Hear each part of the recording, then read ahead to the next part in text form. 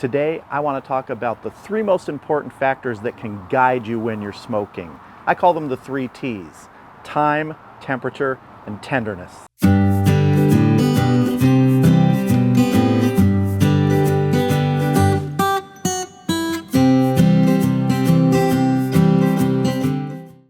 Now, I'm not the first person to talk about time and temperature and tenderness when it comes to smoking, but I want to talk about what I've learned and how those 3 factors are interrelated and how they affect each cook you do depending on what you're cooking. Now let's start with number 1, time, which honestly is the least important of all, but which is the one that people ask about the most. How long is it going to take me to smoke this brisket? How long are these ribs going to take? How long is this chicken going to take to smoke? Time, at the very best, is a guide. It is not a determining factor in almost every single cook. As an example, if you're doing 3-2-1 ribs, you do 3 hours uncovered, 2 hours in foil, and 1 hour uncovered again in the smoker. The time gives you a guide of when to do those steps. But ultimately, those ribs are not done when that last one finishes. They are done when they're tender, and you check that by probing. The same applies to a brisket, or a pork butt, or a chuck roast, or chicken. Those each have different determining factors that tell you when they're done and when they're at their best. Time means almost nothing to those except giving you a range of when they might be done. If you've ever done a brisket and you take some of those suggested times, like an hour to an hour and a half per pound, you will learn very quickly that that is a very rough guide. Some briskets cook much slower, some cook quicker. Environmental conditions impact the cook. Humidity impacts the cook. The stability of your cooker, how it holds temperature, impacts the cook. Let's remember this about time. It's a guide, nothing more. Now let's move on to the second of our T's, temperature. Now, temperature is important in many cooks. It is a determining factor, but that is almost always because of safety concerns and how much you need to cook a piece of meat to get it to a safe internal temperature. Some prime examples of that are chicken. You could be doing chicken on the grill, chicken on the rotisserie, beer can chicken. Each of those cooks depend upon temperature to tell you when that piece of meat is safely done, when you've reached that internal temperature of about 165 degrees on the chicken. The same thing applies to some ground meats, like ground pork. Now, things like pork loins can be taken to 145 degrees internal, but ground meats need to be taken higher to about 160, 165.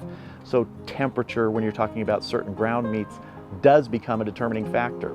Also, when you're talking about pieces of fish, taking them to a certain temperature to make sure that any bacteria is destroyed. Now, temperature also becomes a determining factor when you're talking about desired doneness. Some pieces of meat don't need to be cooked to the super high temperatures of a brisket or a pork butt to become tender.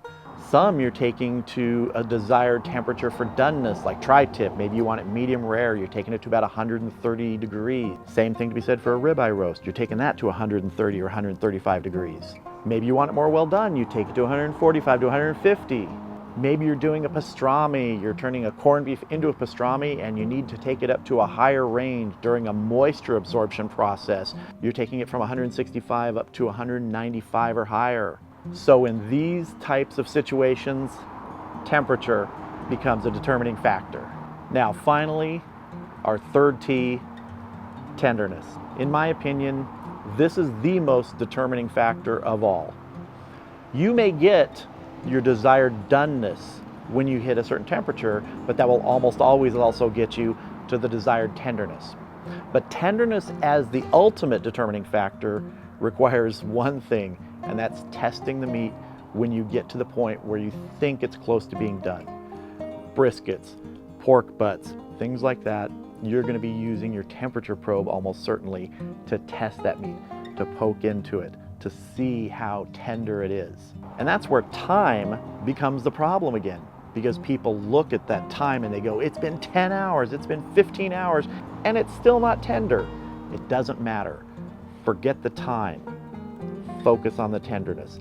That's going to tell you when your brisket, when your pork butt, are done. Tenderness is also going to tell you when your ribs are done after you've done that 3-2-1 method, which depends on time. But ultimately, tenderness tells you that you've finished and you've achieved that doneness that you need. These are 3 simple factors which I've learned control virtually every single thing that I smoke. And when I start with each piece of meat, I look at it and I say, which one of these determining factors is the most important today? And I focus on that, and I don't let either of the others get in the way. I don't let time become something that affects the tenderness because I say, oh, I've got to have this done in 2 more hours. It may take 4 hours until it's tender. If you've ever taken a brisket off too early or a pork butt too early, you know what I'm talking about. It may taste okay, but that tenderness just isn't there.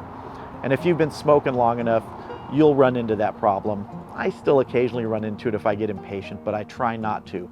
I try to focus on the most important determining factor, whether it's time, temperature, or tenderness. I've been smoking for about 10 years. There are people out there who've been smoking way longer than me, 40 years, 50 years.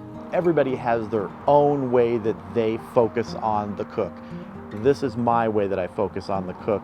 But it does take into account those factors which I think are universal, which are time, temperature, and tenderness. If you're just getting into smoking, or maybe you're like me, you're 10 years in, and every once in a while you need to kind of look back at the fundamentals, that's what I do. I always ask myself, what's most important about this cook? Time, temperature, or tenderness?